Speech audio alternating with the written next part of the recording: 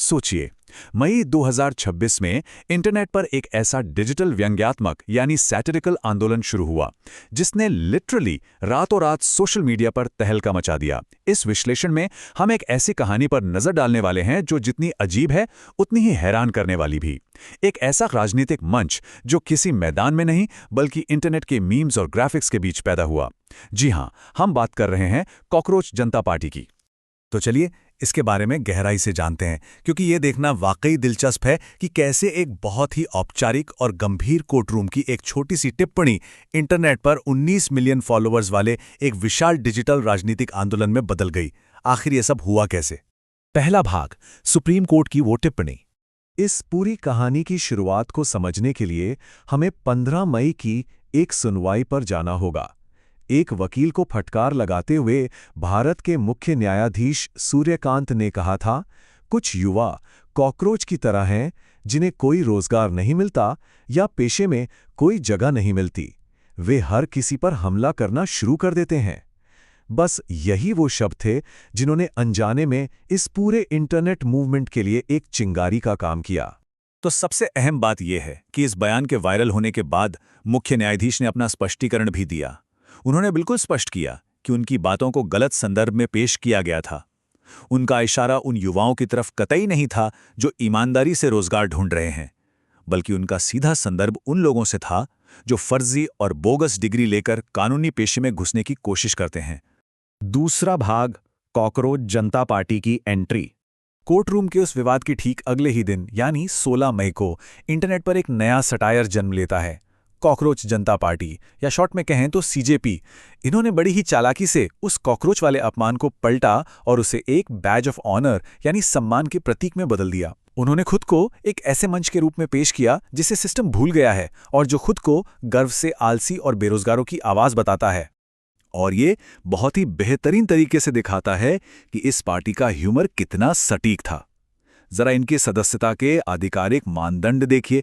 आपको बेरोजगार होना चाहिए, आलसी होना चाहिए, हमेशा ऑनलाइन यानी क्रॉनिकली ऑनलाइन रहना चाहिए और सबसे जरूरी, आप में पेशेवर तरीके से भड़ास निकालने की क्षमता होनी चाहिए।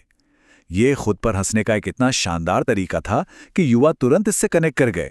तीसरा भाग, अभिजीत दीपके कौन हैं? अब सवाल यह है कि इस पूरे वायरल सटायर के पीछे मास्टरमाइंड कौन था? ये कोई रातों रात हुआ तुक्का नहीं था। इसके पीछे थे अभिजीत दीपके। उनका डिजिटल सफर देखिए। 2020 से पहले पुणे से जर्नलिज्म की पढ़ाई, 2020 के दिल्ली चुनावों में मीम आधारित कैंपेनिंग, 2020 से 2023 तक आम आदमी पार्टी की सोशल मीडिया टीम का हिस्सा और फिलहाल बॉस्टन यूनिवर्सिटी से पीआर में मास्टर्स। मतलब उन्हें पब्लिक रिलेशंस और पॉलिटिकल डिजिटल कैंपेन्स की बहुत गहरी समझ थी और इसी अनुभव के साथ उन्होंने 16 मई को सीजेपी लॉन्च की। चौथा भाग, लाखों व्यंग्यात्मक फॉलोअर्स। अब जरा इस आंदोलन की रफ्तार देखिए। ये सचमुच जंगल की आग की तरह फैला। सिर्फ एक आंकड़े पर गौर करते हैं, 19 मिलियन।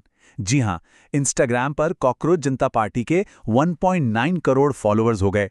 जरा सोचिए, ये संख्या भारत की किसी भी बड़ी और स्थापित राजनीतिक पार्टी के इंस्टाग्राम फॉलोअर्स से कई ज्यादा है। लेकिन ये सिर्फ हवाई मजाक नहीं था। इन मजेदार मीम्स और ग्राफिक्स के पीछे बहुत ही गंभीर और जमीनी मुद्दे छिपे थे। युवा बेरोजगारी, लगातार होते परीक्षा के पेपर लीक और हमारी शिक्षा प्रणाली की खामियां। सीजेपी ने एनिमेटेड घोषणा पत्रों और चार्टर स्टाइल की मांगों के जरिए इन मुद्दों को उठाया। युवाओं को लगा कि फाइनली कोई उनकी ही भाषा में उनकी परेशानी बयां कर रहा है। चलिए आगे बढ़ते हैं और देखते हैं कि ये आगे कैसे जुड़ता है। एक तरफ इंस्टाग्राम है जहां 19 मिलियन से ज्यादा फॉलोअर्स, कलाकारों, कार्यकर्ताओं और राजनेताओं के समर्थन के साथ ये पार्टी खूब फल फूल रही है। वहीं दूसरी तरफ एक्स यानी ट्विटर पर कहानी बिल्कुल उलट है। एक्स पर इनके 2 लाख फॉलोअर्स थे, लेकिन भारत में एक कानूनी मांग के चलते उस अकाउंट को इनएक्सेसिबल यानी ब्लॉक कर दिया गया। ये साफ तौर पर दिखाता है कि डिजिटल सटायर को रियल वर्ल्ड में कैसे कैसे कानूनी और राजनीतिक पचड़ों का सामना करना पड़ता है। तो अंत में ये विश्लेषण हमें एक बहुत ही प्रासंगिक सवाल के साथ छोड़ जाता है। क्या मीम आधारित आंदोलन युवाओं की राजनीतिक अभिव्यक्ति का नया भविष्य है?